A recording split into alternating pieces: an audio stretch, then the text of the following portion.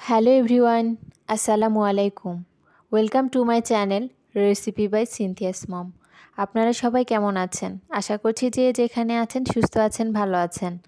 আমরাও আলহামদুলিল্লাহ আল্লাহর অশেষ রহমতে ভালো আছি। আজ আমি আপনাদের জন্য নিয়ে এসেছি আমের লাচ্ছি রেসিপি।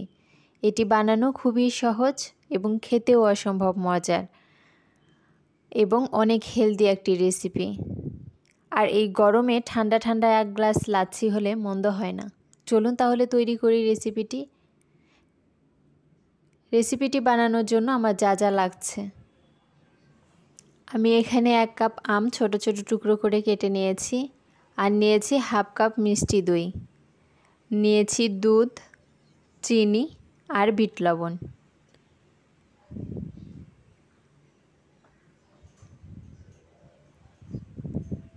আপনারা চাইলে মিষ্টি দইয়ের বদলে টক দই ব্যবহার করতে পারেন। এবার একটা ব্লেন্ডারের জার নিয়ে নিলাম। এর মধ্যে সবগুলো উপকরণ এক এক করে দিয়ে দিব। 1 কাপ আম নিয়েছিলাম, সেটা দিয়ে দিলাম। এবার এর মধ্যে 1/4 কাপ দুধ দিয়ে দিচ্ছি।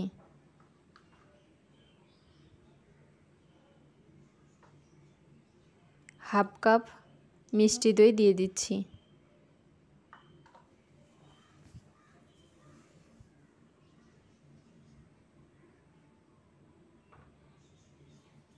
এক টেবিল স্পুন চিনি দিয়ে দিলাম।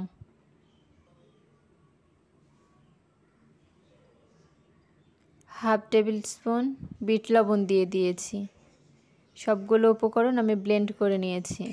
আমার ঘনত্বটা এরকম হয়েছে। আপনারা চাইলে আরও পাতলা করতে পারেন বা ঘন করতে পারেন, যে যেমন খেতে পছন্দ করেন সেভাবে রাখবেন। যদি পাতলা করেন তাহলে দুধটা আর একটু বেশি দিতে হবে, আর যদি ঘন করেন তাহলে দুধের পরিমাণটা আর একটু কম দিতে হবে।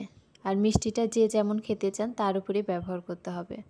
টক দই দিলে মিষ্টির পরিমাণটা একটু বেশি দিতে হবে। আমি যেহেতু মিষ্টি দই দিয়েছি সেজন্য চিনির পরিমাণটা কম দিয়েছি। তাছাড়াও আমটা অনেক মিষ্টি থাকে। এবার আমি 2টা গ্লাসে পরিবেশন করছি।